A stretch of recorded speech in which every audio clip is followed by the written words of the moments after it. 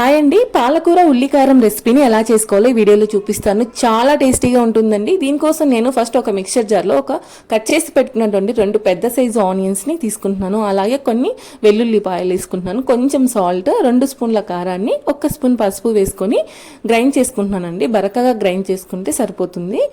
అలాగే ఒక కడాయి పెట్టేసుకొని అందులో కొంచెం ఆయిల్ వేసి, ఆయిల్ హీట్ అయిన తర్వాత పోపు దినుసులు వేసుకోవాలి. ఇవి ఫ్రై అయిపోయిన తర్వాత మనం ఆల్రెడీ గ్రైండ్ చేసి పెట్టుకున్నటువంటి ఉల్లికారాన్ని వేసుకొని పచ్చివాసన పోయే వరకు లో టు మీడియం ఫ్లేమ్లో ఒక 5 మినిట్స్ బాగా ఫ్రై చేసేసుకోవాలండి. ఇది ఫ్రై అయిపోయిన తర్వాత మనం ఆల్రెడీ కట్ చేసి పెట్టుకున్నటువంటి పాలకూరను కూడా వేసుకొని బాగా ఫ్రై చేసేసుకోవాలి. లిడ్ క్లోజ్ చేసేసుకొని ఒక 5 మినిట్స్ కుక్ చేసుకుంటే బాగా ఉడికిపోతుందండి, బాగా మగ్గిపోతుంది.